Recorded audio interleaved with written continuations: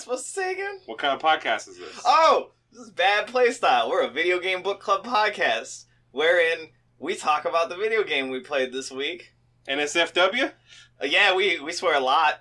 And we're gonna fucking spoil the shit out of this game. Yeah, I was gonna say, what about secrets? Yeah, we're gonna ruin all the secrets. Such as? Such as Bastil is really your mom. I said dad. Doesn't matter.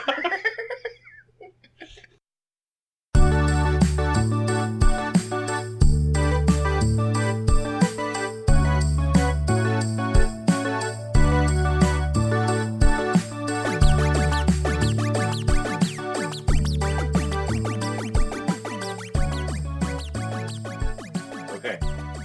We straight? Meh. I'm ready. Not what I meant. I'm ready. Welcome to Bad Snow Style. Bad Snow Style. Bad Play Style. Hey. I'm Matt. I'm Owen. I'm still Keenan. Damn! Yeah. Going strong on the having our normal names. Until we're not. Yeah. Until I'm not. Well, okay, but we can revisit that drawing board if we go 10 episodes without... I'll admit, there was a point I was frustrated with a game recently where I almost let go because I knew it was destined. So that's a point against the whole system. It's the system not working as intended. Yeah. I'll admit, it crossed my mind like, I don't have to finish it. Was that with Hellblade? I think it was a specific portion that I got through and I felt better about, but yeah. Was it the part where you have no eyeballs?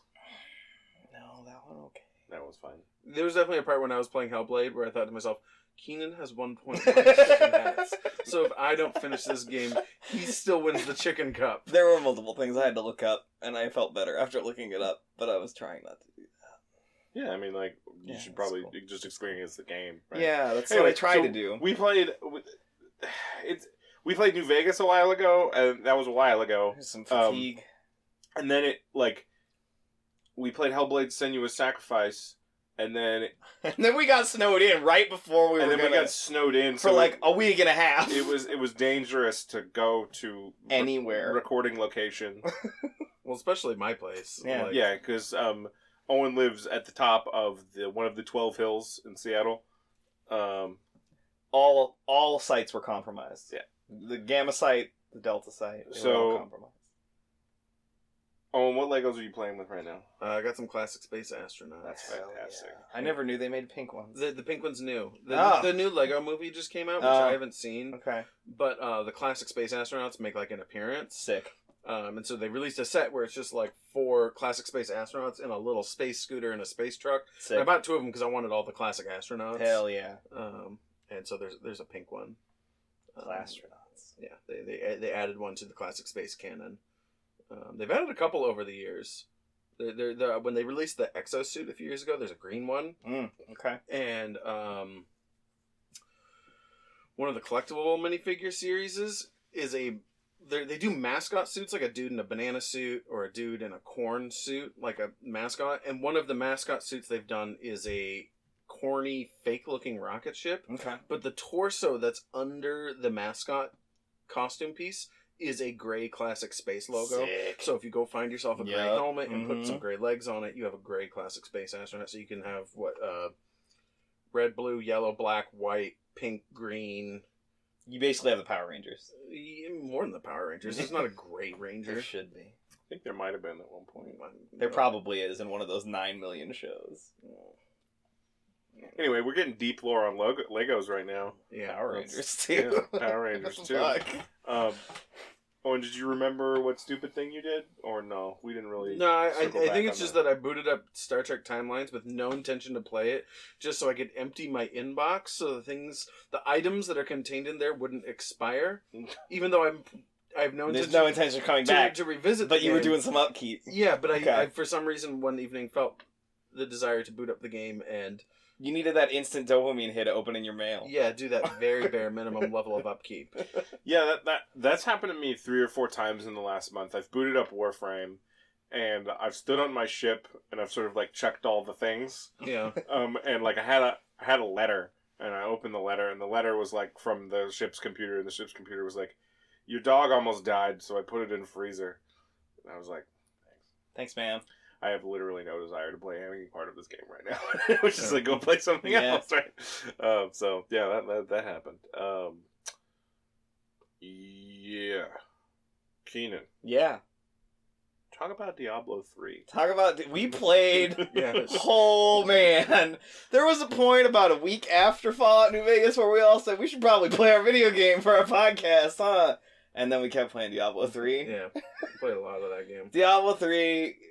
I think Owen, you caught the initial itch. Well, so no, every January they do the Darkening of Tristram. Oh, event, yeah, that's why. where they do that cool. I think I talked about it in the New Vegas episode, the Darkening of Yeah, Tristram. you did. But I was the one that got apparently everybody to start playing it again. Because like Steven, Brian, you two. Well, I think it was the season. Yeah. Yeah, the season kicked in and we saw our friends playing it. We were Yeah, like, but I it's the could do 16th that. season. We didn't jump in for like the last 10 No, seasons. but it was like one of us was playing it in a house and was like, Yeah. yo, I could do that. Yeah. And that kind of trickled out. Yeah. And damn.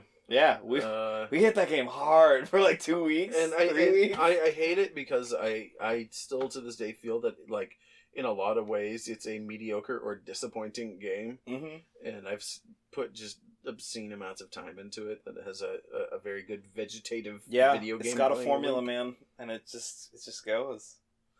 I think I don't even like most of the classes in the game. Yeah. Like I don't see myself ever making a wizard or a demon hunter or what else is there? Yo, that Demon Hunter build's stupid though. I don't have to think at all. Or the monk. Like I don't especially like their take on the monk for the Diablo universe. Doesn't really do anything for me. I don't like the witch doctor, and I've played a lot of the I've played a fair bit of the witch doctor, but So my problem with the Diablo 3 classes is I like them all better in Heroes of the Storm. I like all of them better. the Heroes of the Storm Necromancer sucks. Yeah, And the Necromancer in Diablo 2 and 3 rules. But he sucked on release. He's actually really He's pretty good. brutal He's now. been pretty good for the last 9 months. Or Okay, so. but he's a poison and bone necromancer, which is the lamest kind of necromancer. sucked on release. He's not a summoning This is really great necromancer. status. Sucked on arrival, got better later. Like he uses what is like canonically one of the worst spells in Diablo 2. He uses poison dagger. I got no respect. He's got for that. those sides. Yeah. He's got those sides. Remember all the not cool necromancer abilities? We put those on him. Yeah. So I have nothing but disappointment in Zool. To be fair, Zool would break the game if he did anything else. I mean, they have heroes in Heroes of the Storm that summon dudes. Oh yeah, Like Asmodean's got some his dudes. crew. Yeah. Like you could make a summoning necromancer. They just didn't. They did, because every time he kills a creep, he gets a skeleton. Yeah, but like he's all. I get it. I understand. Yeah. I mean, because he does the same thing as Asmodean. He helps with pushes with his summons. It does the exact same thing. It just doesn't feel good for whatever reason to you. Feels fine to me, but yeah, that's whatever. We played a shitload of Diablo though. There's not really much to say beyond that. Speaking of which, R.I.P. Heroes of the Storm. Oh yeah, it's like fucking dead. Yeah, like massive layoffs at Blizzard, and they like gutted their esports division. Activision Blizzard doesn't have an esports division anymore. I've been retweeting everyone I've seen who was like, "Yo, I survived it by not working there anymore," and I'm like, "Cool, retweet." Like, help them get a job with the only reach I have. Retweet. Like, that's all I got. Yeah, I'm trying to help. All right. Cool. Activision. We did great this year. Fires 8% of people. Yeah, it's whatever. Record year, fires 8% of people. Fuck you guys. Yeah, it sucks. I found I've been playing a lot of things. Actually, it took me an entire day of modding, but there's this mod pack for Skyrim called Ultimate Skyrim. That sort of slows the game down and brings a lot of elements more in line with the way Morrowind handled them. And it turns out that actually having to earn things in Skyrim, like rewards and beating things and killing stuff, makes that game like 50 times more fun than it was initially, and like deepens my assertion that Bethesda is fucking terrible at like everything they touch. So basically, you downloaded like 400 mods that completely retuned the game. Yeah. And then I watched you play it for like 2.5 weeks straight. Yeah. Like, like this isn't like a, yeah, it's okay. Like, no, Matt was in. Yeah, it was really fun. Yeah. Like... Yeah, like, there's... One of my favorite mods is the one where if you are swinging, you can't change your direction like you normally can in the game. It makes the combat feel a lot weightier. Then the completely retuned damage. So, like, if you get hit by a two-handed weapon and you're not blocking and you're not an incredible beef tank, you're probably dead. Yeah. It makes the... Like, there's a lot of changed spells, and, like, the way spells work is different. So have you not been playing it as a roguelike at all? I haven't turned on the permadeath feature, because, like, playing that game in the beginning is really fucking hard. Sure. And, yeah. I was sort of curious, because you mentioned that it had a permadeath. Yeah, that was... And that you hadn't been using it at first to get comfortable, but then, like, from your talk so far, I figured it kind of sounds like... Yeah, because I got comfortable with more of the stuff, but I still, like, I don't know what to shoot for as far as like what I would do if I dropped into any individual character. But yeah, I think like if I go back to Ultimate Skyrim, I might turn that feature on. Well, and just like to see what's what. But like if it changes the game that fundamentally, I can understand like wanting to understand that first. But like at the same time, like it's pretty frustrating to be walking along a road and have a spider see you, and you can't see the spider, and the spider shoots you with poison, which makes your vision turn triple, so you can't react in any way. Then you're being attacked by 3 spiders. And you're slowed, and then the spider goes up to you and one-shots you. And it's like, that's not, I don't know. Yeah, I feel like I would break my computer, maybe. So, you know, maybe we'll try that at some other point in the future, but yeah, I don't know. Owen? Cool. I've been playing Heat Signature. Okay. I reinstalled Heat Signature, and tell us about the new Heat Signature. they added a ton of enemies to that game. Part of it is you were convincing enemy of the show Sean. Oh yeah, well no. So I was just playing. Okay. And then like I was talking to him on Discord one time. I was like, dude, you would fucking love this game. And so I bought it. It happened to also be on sale at that time. It was like $5. So I just gave it to him. Which is actually a pretty compelling way or a very effective way to get Sean to play a game. Don't tell him about the game, just give it to him. Like, he played the shit out of that hentai Minesweeper game that Fox gave him. What the fuck are you talking about? Yeah, Fox gifted Sean this Minesweeper game where you clear the mines to reveal naked anime girls. And Sean, on a Friday evening, when we were all in the Discord after playing PUBG for a few hours, and we'd had a few beers, Sean just like booted it up and just started playing it and critiquing the artwork. Cause you just leave it near him. Because Sean went to art school and is something of a snob about it. But anyway, so I gave him Heat Signature, and he's been playing that too. He tried to play it all in real time. Like it was Hotline Miami. He didn't. I remember doing that. He didn't realize you could pause it, and he like messaged him. He's like, "Oh, what is this game? I think I hate this game." It's like, are you pausing it? Yeah. Oh shit! But they had all these cool new enemies, and like they're super powerful, and seemed like they would ruin the game. And then like once you play the game for a while, they're actually very manageable, but make the game much more complex and interesting. Neat. Yeah, the fact that there's a bunch of dudes that show up when the alarm hits. A bunch of different types of dudes that end up on the ship when you start some happen. Shit. When you're looking at the missions, it'll say like, "Hey, this ship has a contract, a defender contract," and that means if the alarm trips, this enemy type defenders will show up. Yeah.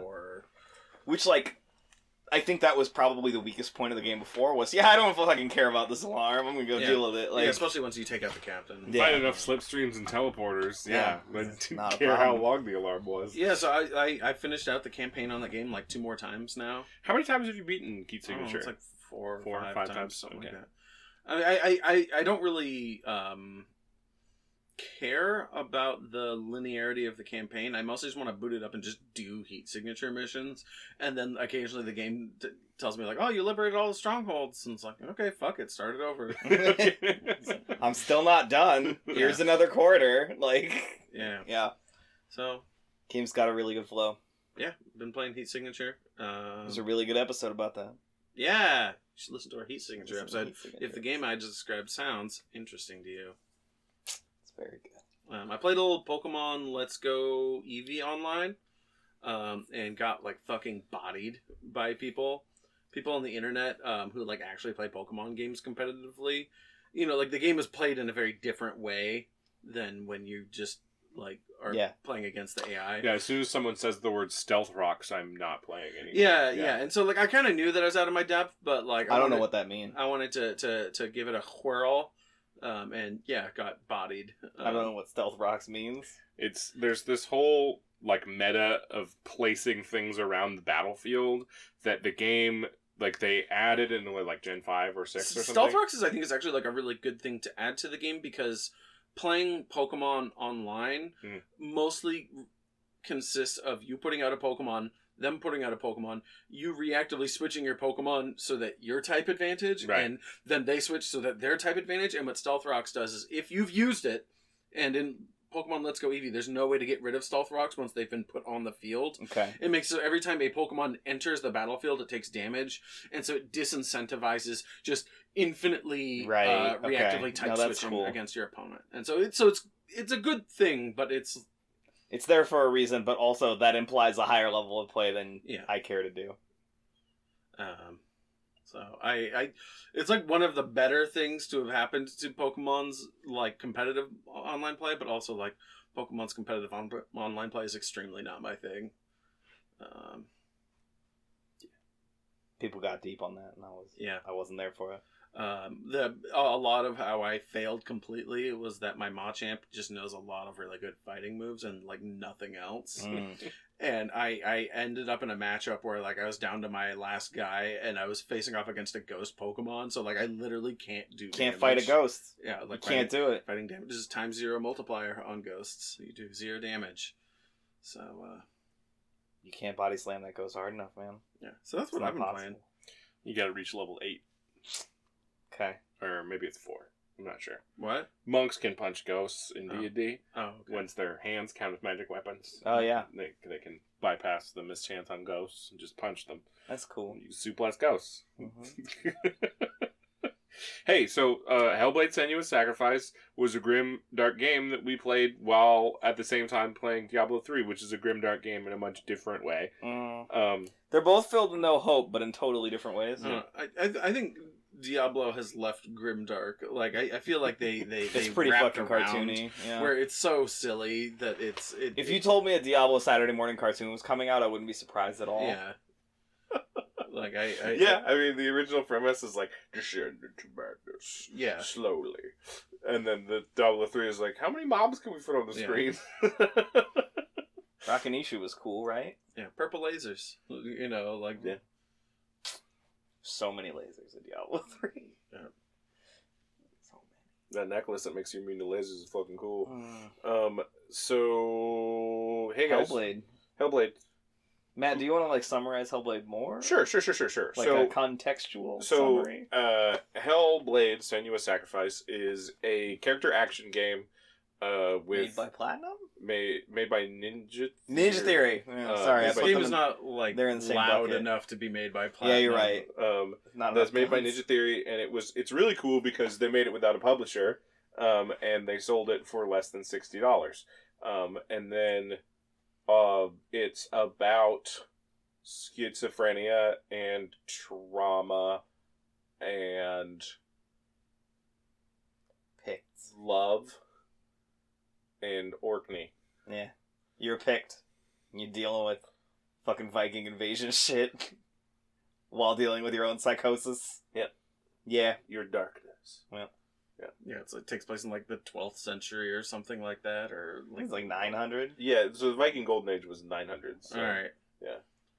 Yeah, because she's from Orkney, and the Vikings definitely showed up and fucked some shit up. Yeah. And then you're dealing with Norse gods the whole time.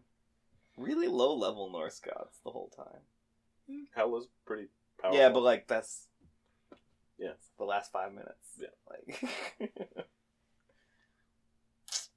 cool. You ever think about how it's really weird that you're facing off against like not your gods? Yeah, it's like other people's gods. Yeah. Which like makes the narrator narrator make more sense because he's like explaining all this shit to you. Yeah, and it gives the narrator, it gives the game a reason to explain itself to the player, but it's like something I was thinking about like the whole time I was playing through the game. It's like, all right, so she's from Orkney. It's not like a lot of trees on Orkney. Like they made their homes out of like stone and things like that. And like in all these environments you're going through, they're filled with trees. And at first that kind of bothered me. And it's like, wait, this is like a depiction of like the Norse underworld, right? Yeah. So this would be just like there would be trees. Aside from the fact that it's like this very strange and hellish place, it's also just like even just like the fundamentals of what this whole environment's made out of are completely foreign to this character anyway. Yeah. Like the enormous like piles of wrecked boats and forests and things like that. Yeah, and like buildings that aren't made out of scavenged material. Yeah. I guess it really is like I hadn't really picked up on the like super stranger in a strange land thing that's going on there because you're like invading another cultural pantheon. Yeah, and they don't really like play it for much. Yeah, you know, you don't get Senua being like, whoa. It's like if Kratos got other things to deal with. It's like if Kratos dealt with his problems instead of was just I'm mad the whole time. So if you don't know, the entire time you're playing, there are voices in your head speaking to you, and occasionally there are visual hallucinations, and then there's sort of a vague sense that the entire world is a metaphor. Because there's some mechanics that are like definitely brought on by your psychosis, right? And that, like, things that are happening aren't quite real. I think definitely the audio engine in this game does all of that a lot of favors. I think the way the sounds are layered, and I played the game in my headphones the whole time because at the beginning, you play it with headphones on? Yeah. At the beginning, one of the messages it says, along with like a hey trigger warning, fucking heavy psychological shit, is there's also like a yo you should play this in headphones because the 3D sound like does some stuff. Yeah, I guess it's also we should say we're going to talk about a lot of mental illness things. Yeah, I mean, if it's you a major theme of this game. If you're, we should say that along with the spoiler warning. This game deals with a lot of the themes of mental illness and generational trauma and personal trauma, and death and dismemberment and So we're going to talk about those things. I hope that we handle it well. Tell us if we don't. You can contact us at badplaystyle@gmail.com. See, I love at badplaystyle on Twitter. Yeah, let us know. So I played this game in the VR edition, which was fucking intense. I couldn't play it for more than like an hour at a time until I got rolling right at the end. Okay, and I really wanted to finish the game towards the end after I had gotten through and I was actually climbing the tower at the end. I was like, I'm rolling. Let's do it. I feel like after I got Graham, actually, that was when I feel like I had the right amount of removal by not playing it in VR. That like seeing you do that was kind of like, oh, it was intense, man. Yeah, like this game was already like pretty. Yeah, it was already like hefty in a way that I was like, I don't know if I could plug into this. Need like to take naps between sessions. I gave it a wide berth between the couple of sets. I think I played it in 3 sessions. Yeah. And there was mine was like 3 or 4. Or a full like day in between each one. Like that was a game I had to strap my armor on for to play. Yeah, it was a lot. We'll talk about that. Like, what specifically was? Do you think that you can identify? It's hard to listen to Senua whimper. Oh yeah, and groan for like hours at a time. Yeah. So like, didn't this game get a BAFTA? Yeah. Yeah. Like it's well deserved on the acting side. It's the best game I've ever hated. Yeah. I found it an absolute slog to play. Right. Like it's a very skillfully put together game. Yeah. But like I don't know. Every environment you're in this game is like these bespoke environments. You know, there's no obvious tiles that are snapped together. It's all this like very nicely handmade world, but it also doesn't have a very cohesive visual language for like what terrain can be traversed and like what I can and can't walk around and where I'm going to get snagged. And so I found it very aggravating when there was big environmental puzzles often. Like there's the part where you're in Valravan's land of tricky annuluses, and I liked those puzzles but getting around the way to the line game it up, lingually. yeah. It has a very sparse visual language that I found very frustrating. No, I never ran into that problem. I'd be interested to hear more examples of when you ran into that besides Robins. I feel like every mechanic like that until I got it was really frustrating, and then when I got it and it didn't go deeper, I got frustrated on a different level. Let me ask you guys a question. Did you do Cert or Valravn first? I did Cert. I did Cert first as well. So yeah, it was weird.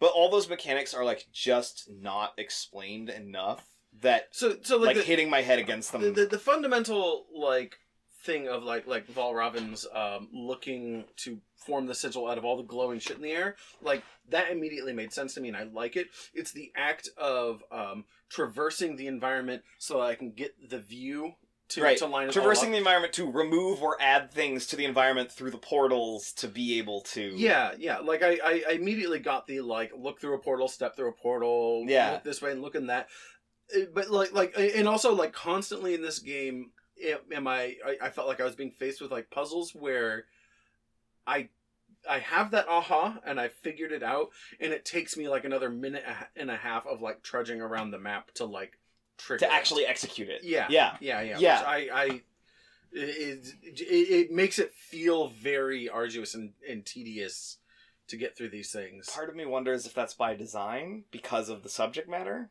Yeah, that was kind of my impression on that one. As far because I ran into that with the light puzzles. Is that the game is supposed to be frustrating, like most of the time. I disliked it while playing the game, and now that I'm removed from it, I understand. I'm not saying more. Like your feelings are invalid. Yeah, no, like I'm like, with you that stuff sucked. Like, but I'm wondering if this is a function of this. Like, when Owen and I barely talked about it, he said the thing he just said about it's the best game he's ever hated playing, and I said it's a very, very good B game. Is what I said, and that's gonna get taken the wrong way, but like we used to have games that were like high quality in certain ways and then had very simple mechanics, and I feel like this is one of those games. Oh, for sure. Like, it's got two fucking things. This game is an Unreal 4 tech demo of a visual. Yeah, it is like there's like 4 underlying mechanics of like everything you do. It's like it's the fights and the find the hidden object. Right. Like it's a hidden object game, and like there's like minor action things like the balance beam thing that you do sometimes. Right. And like and all of it is like 3/4 baked in this way that like it functions within the game and it gets you where you need to go, but it also like never goes deeper into complexity on itself. Like you literally get 3 of everything. Right? Yeah. Like, by way of the pacing of the game. But even the third one is just slightly more things to do rather than it being, like, harder. Right? Like, and so like, I really want to know from a design perspective, like, is this game this way on purpose to sort of work with these other storytelling themes we're doing? Like, the only mechanic it all builds on is the combat. Mm-hmm. And that mostly comes down to, after you've been introduced to all the enemy types, like, okay, but now you have to fight 8 of them. Yeah. So in order. Yeah. Oh, here's a slightly better sword. Whereas none of the other slightly. Oh my god, that's way better. None of the other puzzle mechanics ever get developed on. Nothing really levels up against you.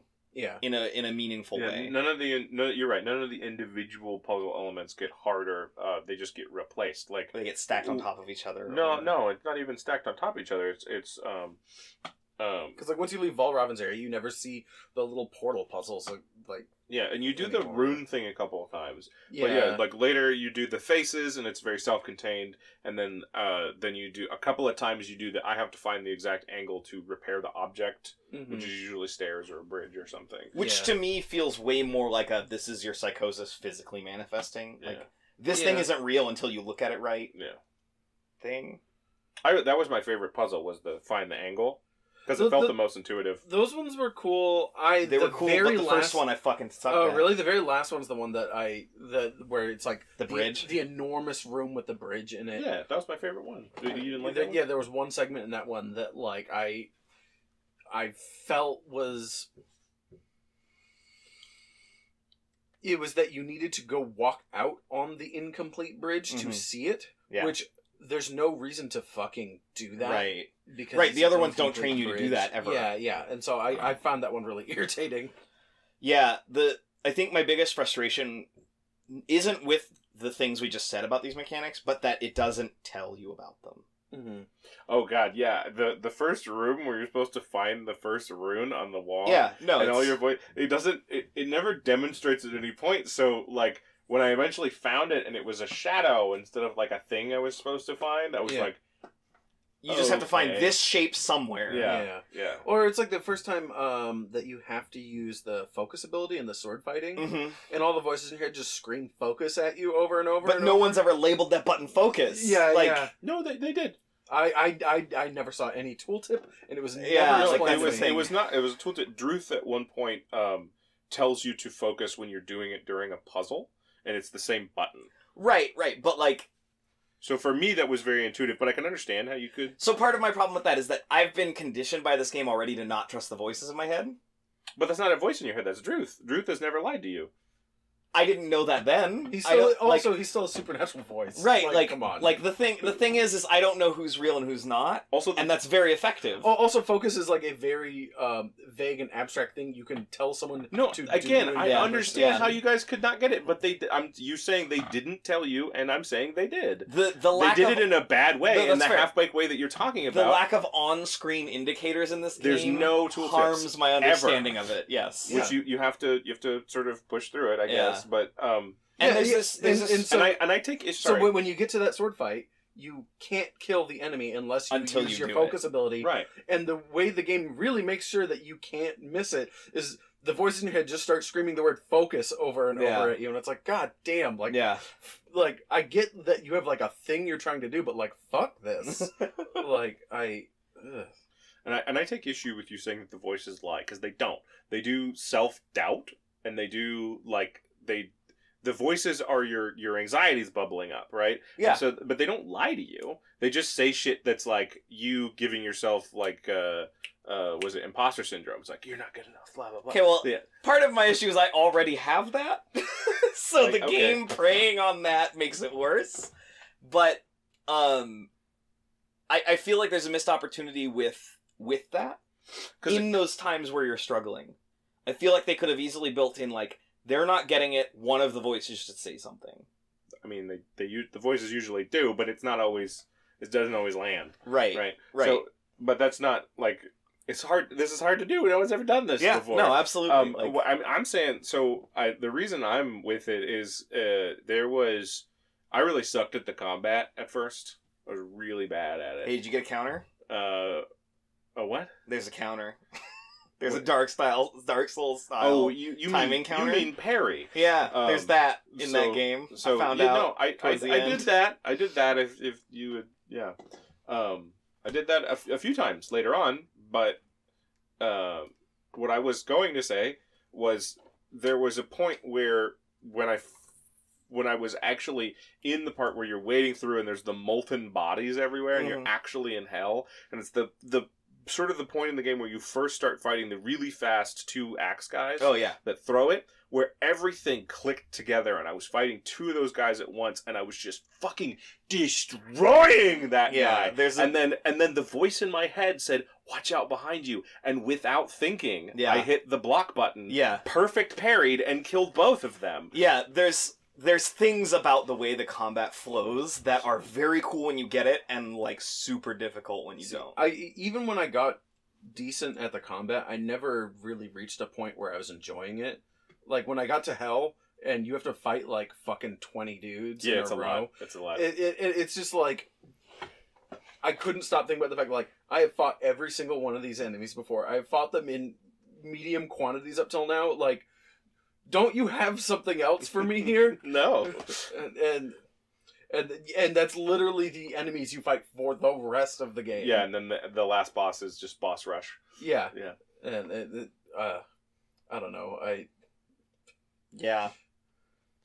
I don't know. The game like sticks in weird places in a lot of ways for me, but I'm glad it exists. I thoroughly enjoyed it, but I will never play it again. Yeah. I mean, it's a cool game. I also don't get the ending. I think it's sequel bait, and the whole thing's a metaphor, which you have to remember. It's a metaphor for dealing with your own trauma. One thing is, I can guarantee that you guys didn't collect all of the stones. Yeah, I realized I was. It literally, I got like halfway around the dial before I realized that it was indicating. It was indicating which one's like where you're missing it. So I got all the stones, and if you do that, you get an extra scene when you go through the portal. Oh, fuck that! Into the last room. Fuck that. They like the fact that they don't even tell you that they're collectibles. Right. Yeah, they don't tell you. Fuck that. Yep, I got them anyway. Where Druth tells you that that your father basically like sold your village out. Yeah, okay. Right? That checks out. Which feeds into the whole... I had enough of the pieces that makes sense. The whole theme of generational trauma. Mm-hmm. Right? So from your father, you're receiving trauma, and from your mother, you're receiving madness. Right. Right? And so there's that whole intergenerational thing. Well, and you're receiving the trauma from your father because of the madness from your mother. Like, it's this whole, like... Mm-hmm. But then also because he's a shitbag. Yeah, no, like, it's all of it. And, like, sold your family out sold everybody out. And is, like, the reason that your husband is dead. Mm-hmm. So. Mm-hmm. So, like, you coming to catharsis with that is sort of like you like what you tell death, hell... When she stabs you, you say, you have no power over me. Like, you don't care. Right. Like, the whole thing is a metaphor for the character processing her trauma while also still dealing with the other shit. Mm-hmm. And then the voices stop, and then you walk away. And then it's like, yeah. I mean, and like...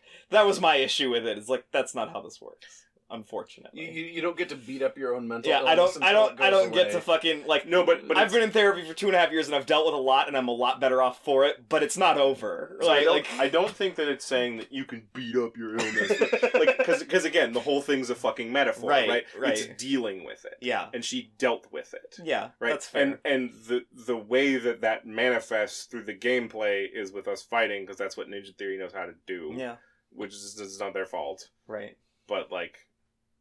No, and I'm not like mad at the ending. It's just like there's parts of it that make sense from that character's perspective, and then there's parts of it that bounce off of my own experience. I'm mad at the ending because it's hidden behind collectibles. Yeah. Well, no, there was like 3 seconds where Druth says your dad sold you out. That's it. Sure. But like, yeah, I walked away from that ending going, like, okay, that's the ending after. Yeah, okay. Like the ending's still the ending. You still get stabbed, and then she's dead on the ground. Right. Because. She has no power over you. So. Yeah. Yeah. This game really effectively portrays and inflicts trauma. Mm-hmm. Both, I think, from designed choices and from lack of design choices. Yeah. I think lack of budget and time. Yeah, they didn't have a publisher. And so that's the interesting thing about this. When you told me that, I was like, oh, that's really interesting, because when I say like it's the best B game I've ever played, there's definitely just things about this game that needed more time and money that they didn't have. Right. Yeah. And so that it functions the way it does is awesome. Yeah. Like that they managed to bake enough of them enough that it works is cool, but also the darkness blindness sequence.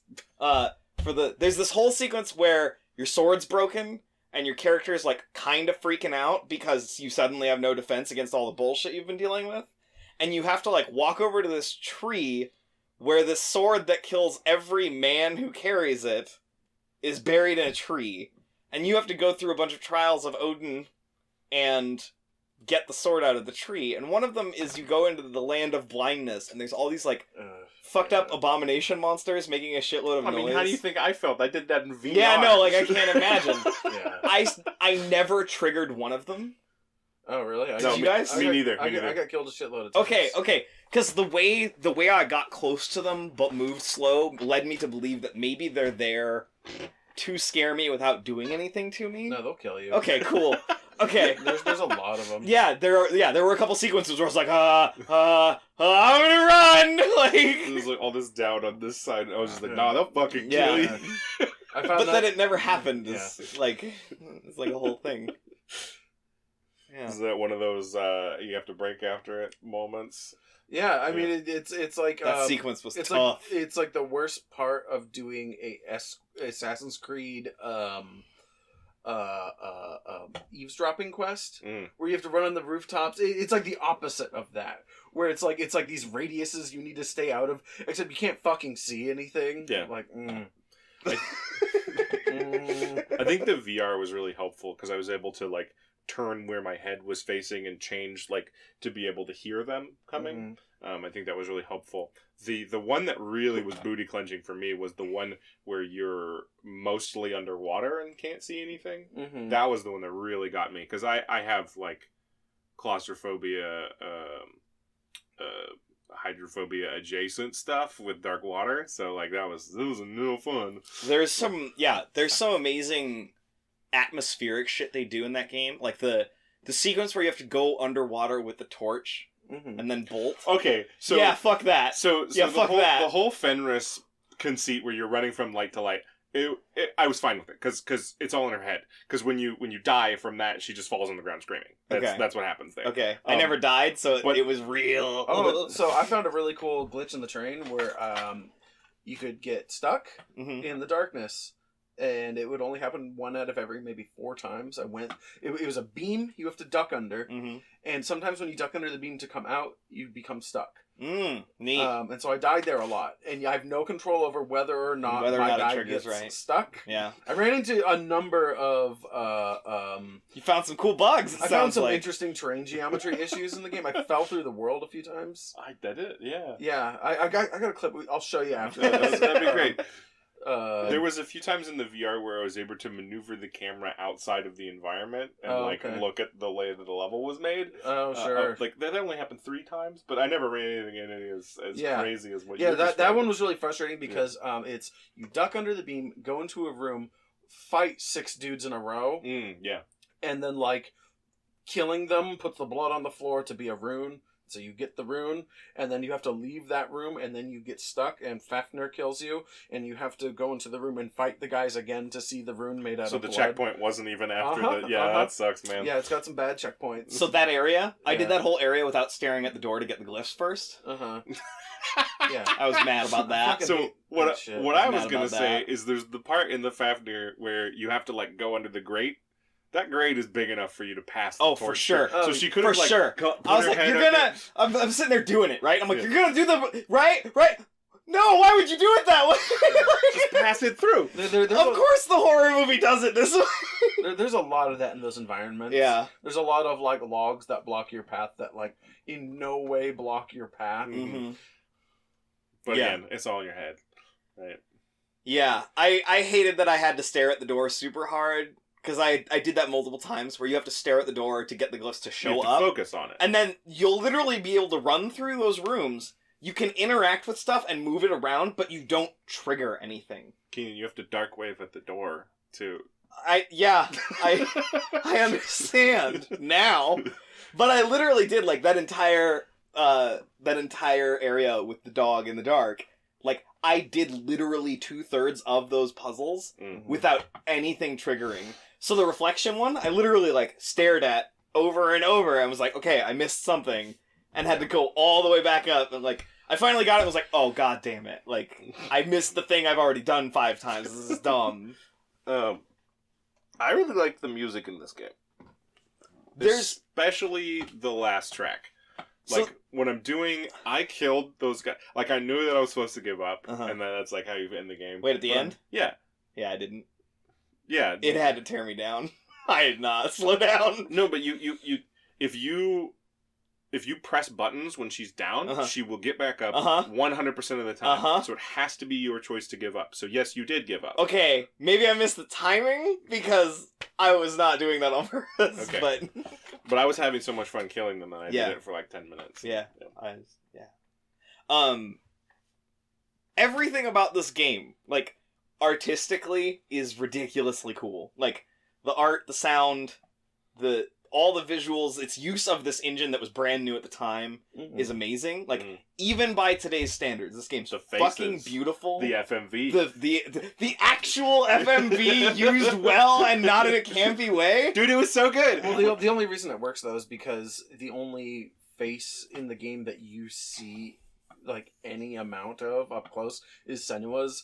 Yeah. And, like, her texture resolution is like way above the entire rest of the Right, game, right, and yeah. like her polygon count. So like when you see her alongside this FMV, that also you never get a clear look. It's at on a it. filter. It's transparency to little. It's also like illuminated by campfire. Yeah, lights. yeah. It looked real good in the works VR. real Yeah. well. I was able to like lean in and like yeah. But and then like literally like all the way into like the person who did the mocap and the acting did an amazing job too. She's got a bit of an acting face, Timothy Olyphant thing going on, But where she bares her teeth a lot. Yeah. Like that, whatever. I think it worked for the character. Yeah. But it was just like every single time. And then like now that you've mentioned it, Owen, you're right. Like the enemies don't have faces. Well, and also you never get to be near their faces and look at them. Right. You like, know, not in any means. they're always running around the room or swinging swords at you, and they're wearing Or helmets. disintegrating into dust. Yeah. Turns out the afterlife is full of like a lot of dudes wearing cow skulls. Mostly cow skulls. Like in literally the Afterlife. only thing that falls apart in this game were the game mechanics at certain points, Yeah. and the way I was expected to execute them without being told, are like my only actual frustrations. But it happened enough that I'm like, ugh, this game at times, like, and the combat is like rote. Like, there's so many things about this game where it's like, I know we can do this, so we're doing it this way, and then there's no chance taken with those mechanics. There's no like, yeah, nothing about that combat feels new or groundbreaking. right. Like, But it was really solid. I had a lot of fun with it after it clicked for me. Once I got it, I was having fun with it, and I know that you sword. didn't, but Yeah, I That mean, sword, though. I was very bored with it once I got a grasp on it. Mhm.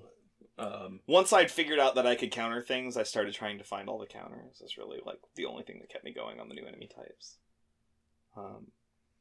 Because I can play Batman and not get touched by 100 guys.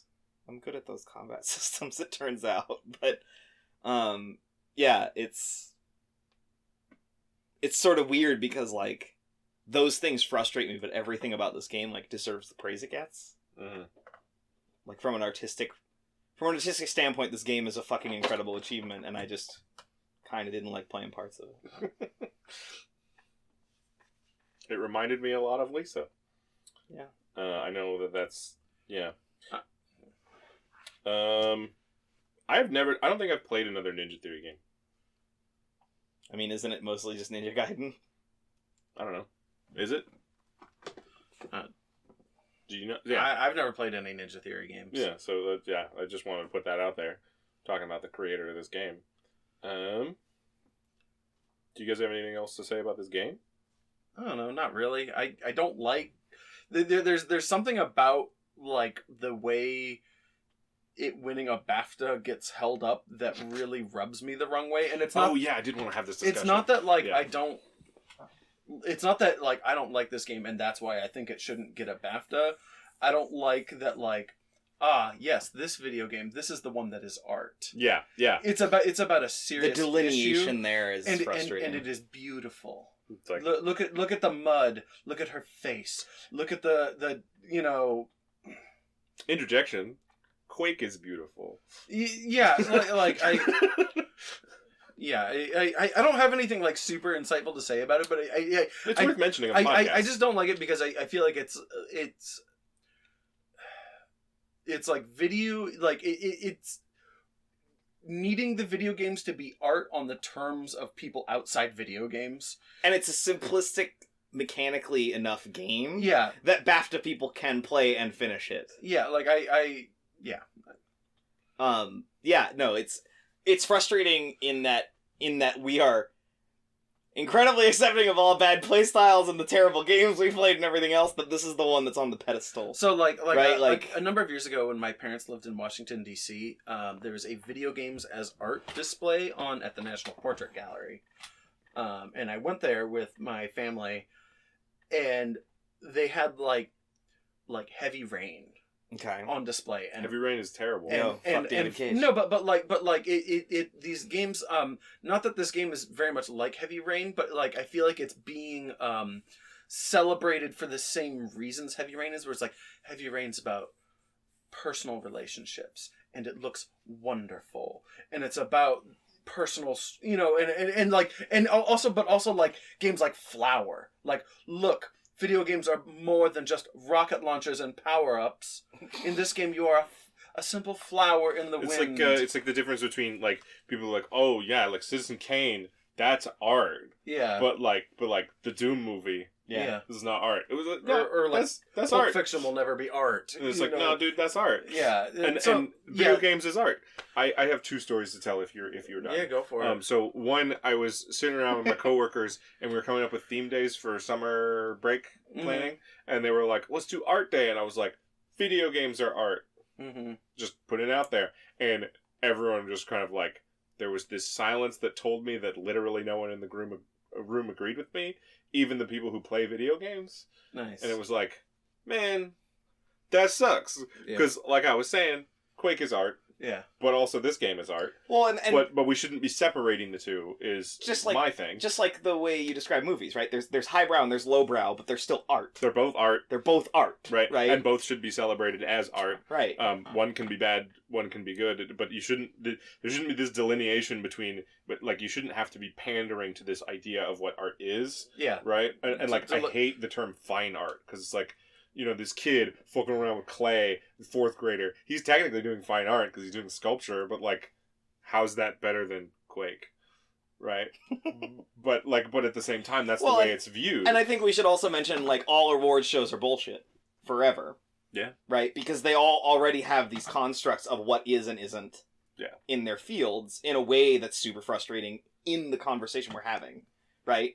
You can't put up fucking Into the Spider-Verse for Best Picture because it's animated, right? Like, you can't... And it's genre. Right, but like... Superhero movies don't win Academy Awards. They do not. But my point is, like, there's already all these dumb built-in rules to awards shows that increases the problem we're talking about, right? And then the second story I was going to say was I don't know where I ran across this, but it was some comedian who was saying, video games are the only art form that, like, gatekeep is not the word he used, but, like, shutter you off from themselves if you are not good enough. Right? Like a book isn't like... There's an execution. Isn't halfway through, like, what are the major themes of this book so far? This is like something I brought up in our Lisa episode, is it's like, I think it's very difficult combat or like the way it forces you to replay things with its Raven save point stuff. Like, is a huge point against that game, because it's like if you had a movie that had fire alarms that came on if you didn't pay close enough attention to it, you know. Yeah. Like it was active aggravation to me. Like, even if it does have this like intended effect down the road, I don't think is like a especially interesting or compelling mechanic to me. The difference between a video game and a theme park ride is that I can grow up and go on that theme park ride. Right? I can be tall enough for that fucking ride eventually. Like me, Owen, I'm never gonna beat Hotline Miami. Right. As a gamer, there are things that I will never overcome. Yeah. Right? There are things that I will never overcome, and depending on the game, I'm not allowed to finish that game. But that's okay. It's not a problem, but that's the personal side of what you're talking about, is that there are some games I know I will never finish, and then therefore I don't even try. Like, I always think I like the idea of difficulty as aesthetic, and when the rubber actually comes to the road, like, I don't think I care for it. Yeah. I dig the concept and the use of it, but I don't like most of those games. Yeah. I think that there is room for real triumph in those spaces. Absolutely. Where the game, but it's very, very difficult because there's this thin strip of land that lives right between difficulty and like just tremendously frustrating. But if you fucking land there, it's so good. Oh my god! It needs to feel achievable even when you're struggling, and that's super hard. It's like to do. I was reading this book that's ostensibly like guide to GMs. It's like players don't like winning. Players like winning after they've had a limb removed. Right? So it's like they want to, like players of the video game, they want to win by the skin of their teeth. They don't want to win easily. Right. So the Superman storytelling rule is still in play. It's no fun if you always win. Yeah. There needs to be a struggle. We're built for that. Like, I feel like that's but the struggle can't be too hard. I feel like that's a really good note to end our discussion of Senua's Sacrifice on. Speaking of the exact opposite of Hellblade Senua's Sacrifice, or maybe not, Keenan. Yeah. Wrestling. Okay. Oh, I should mention, before that you jump into wrestling, we're restructuring the Not Real Game Awards into something completely different, because after editing the 2.5 hours that was the 2018 drinking game, I now hate them and have massive problems with them, so we'll come back. We've discovered some issues with the framework. There's some issues, which were that particular scab, the edges of it were opened enough by our discussion of changing Todd Howard to Stephen Molyneux that I had to rip the whole thing off. Yeah. The entire scab, and now we're that wound needs. We've realized it's problematic in some ways. We're working on replacing it. So anyway, wrestling. Wrestling is art. Anyway, I meant to say that before. In our everything is art discussion. It absolutely is. Yeah, I went to an arts high school where for the first quarter of freshman year we discussed what art was, and the answer was everything. Because everyone kept coming up with cogent reasons why something we thought wasn't art was art. So you learn to let go and allow everything to be art. But anyways, but once you let performance in, like it's done. Everything is performance. It's done. Yeah. So there's a bit of a story to what I'm trying to get to with wrestling, and I apologize. But you have 90 seconds. Cody Rhodes is a second-generation wrestler. And he painted a picture. And he left WWE 2 years ago, 2.5 years ago, to try and go make a name for himself in an environment that wasn't actively stifling him. So he leaves, and he goes and he does everything he ever wanted to. He made a list and put it on Twitter and got everything he wanted about things he wanted to go do in the indies. And 2 years later, he's done it all, and he's kind of bored. And Alexander he decides... wept for there are no Wait, what are the worlds things to that is this? conquer? Is it like give a suplex to a man in an alligator? No, like suit? he had people like... he wanted to wrestle in places he wanted to work, and things like that. Like, oh, here's the things I couldn't do when I was there that I want to do now. And he like kills half that list in like 3 months. Like people were like, hell yeah, come here and do that. Hell yeah, come here and do that. Like, yeah. Like so he basically goes on this like giant pilgrimage out in the world to prove he's the best wrestler. To fuck you, Vince. Like, do his thing, and. Did you just fuck you, Vince? Fuck you, Vince. Yeah, like he's fuck pointing. You, like, not fuck you, Vince. Yeah, no, it was an index finger. That's weird. weird. This is great radio. Look, okay. They're making hand gestures. I'm preparing myself. Listeners. I'm preparing myself for the corporate messaging already. So he and these other two guys who have been like super king shit tag team on the indies get together and they start a company with the family that owns the Jacksonville Jaguars. They ran a huge show last May. It sold out in like 10 fucking minutes. It's this whole ridiculous thing, and people are hungry for another company in wrestling. Yeah, but like, which one of them was the person who actually shot JFK, and which one of them has Bigfoot in their base? Literally, the only thing I know about the Jacksonville Jaguars I've learned from watching The Good Place. Excellent. Which is that they suck. They do. They suck. But basically, when you own an NFL team, you have a lot of money, right? Sure. And because of the NFL's ridiculous structure, everyone gets an equal share of everything, even when they don't contribute. It's very odd. Anyways, so these guys are like, we're gonna start a wrestling company. We're gonna start our own company with blackjack and hookers, and they start signing wrestlers with insurance and guaranteed pay rates, and they're paying the men and women the same, and they're like doing all of these things in the labor industry that is wrestling. That are like, hey, let's unfuck this 60-year-old thing that hasn't ever moved. Okay, so what's the stupidest thing that happened in wrestling? The stupidest thing that happened in wrestling is that The Undertaker doesn't work at WWE anymore, and he's going to one of their events, and I have no idea what's going on. That's awesome. But that context needed to be there for me to say that. Good for him. Yeah. Wrestling's real fucking weird right now. It always was. No, but like...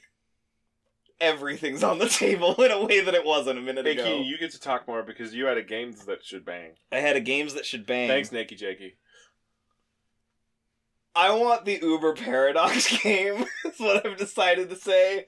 I started playing EU4 the other day because I really wanted to get in some trade war bullshit with some countries. And I succeeded pretty well for a long time, and then someone was like, you got a lot of money there, and came and kicked my teeth in.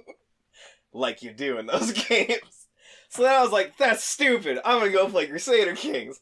And then I immediately realized I wanted a ton of mechanics from the one game in the other game, and I can't have it, and I need it. If only there was some way to mod these games. Yeah, or like, I could just play Stellaris. I think it's pretty much got all of it. Probably just play Stellaris, yeah. But yeah, it doesn't have the you can't make super babies in Stellaris. Do you know about tall whales? What? In CK? Tall whale. So you don't mean the animal, you mean the country. Yeah, the animal country whales. Okay, yeah. Wow.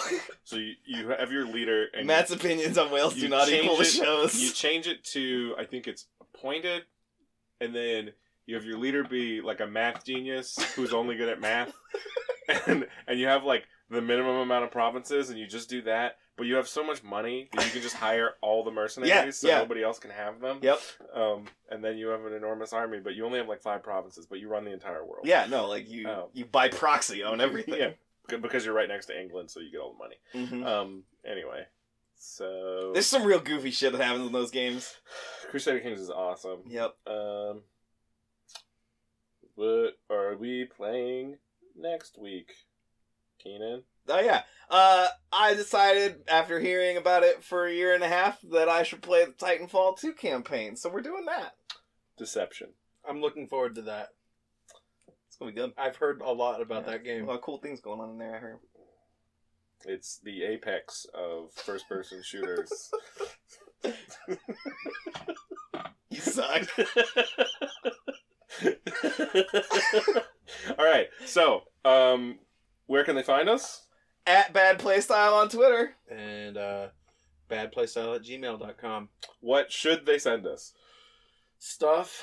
We still got game codes, y'all. Thoughts. Yeah.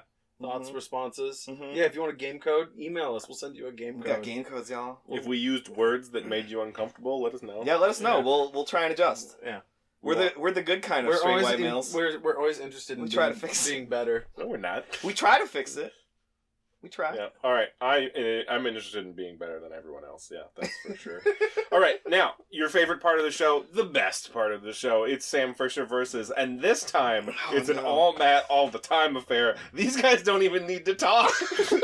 You got it all worked out? No, I mean I get to set the scene. Okay. I think that Sam Fisher's wife was slain in a Viking raid, and he needs to enter hell with the voices that haunt him. Okay, but so if he shoots a dude wearing a cow skull, does he run out of ammo? No, so here's the thing. Like, is it a magic gun? Here's the thing is that hell broke his gun halfway through his journey, Okay. and he needs to pull a new one out of his Pull tree. a USB match out of a tree.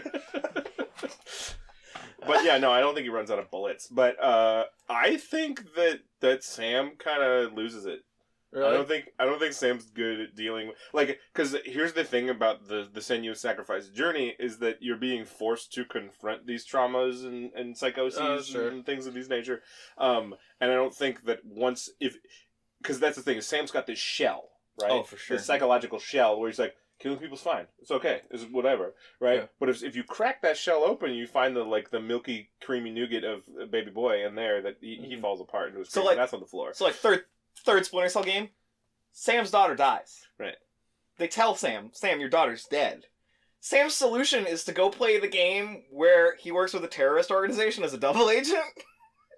And you play that whole game where you're literally playing both sides because Sam's a little loose because his daughter got killed. So Sam loses, is what I'm saying. And then 2 games later, Sam's daughter comes back to life, and Sam's solution is, I'm gonna kill all of you for telling me my daughter was dead. So Sam definitely loses. Yeah, that scans with me. Yeah. Sam loses. I got no bones to pick with that, but that all makes sense. Also, Sam's been on a hot streak, and I want to be the one to end it. I think psychological It's 'cause- trauma and Norse gods can take Sam down. It's because a lot of video games feature violence, and Sam is a high-level operator. And so, yeah, of course he just fucking kills people. I don't think he has One problems might with the say he's combat in the section. third But echelon. I think he straight up stumbling blocks on either Cert or Valraven, depending on which one he does first. Yeah. If he does, he gets through the one, but he's having a hard time. And Also, he does the second one, and he's like, There's no sneaking through any of that game. No. His primary skill is gone. The blind area. Okay, but does he even get there? No, Sam, right? Like, Sam didn't even get there. He didn't get there. He didn't even get there. I'm just saying, like, it's one of the trials is sneaking past a bunch of monsters. God damn it! Now I want that game where it's Lambert yelling at him instead of Bruce. I want Dennis Haysbert yelling at me. What is it? Do a Dennis Haysbert impression and talk about like Odin. Allstate? I don't know. Yeah, okay. Allstate, Odin, Thor. Yeah. All right. Thanks for listening, folks. Yeah. That narrator.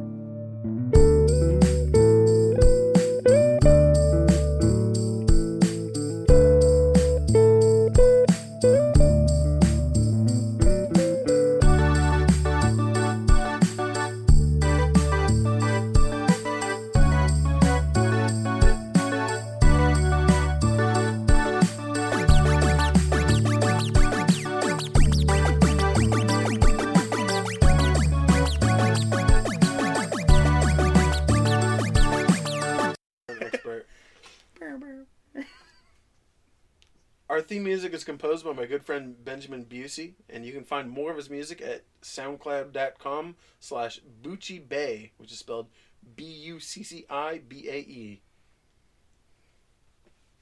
I thought it was pronounced Bucky. Bucky. Hello, friendly neighborhood editor Matt here, just letting everybody know that we have an extensive back catalog of games for you to check out that we've played for the podcast. And if in the future you have a game that you'd like us to play, let us know, because we're totally open to suggestions. I hope you enjoy the show.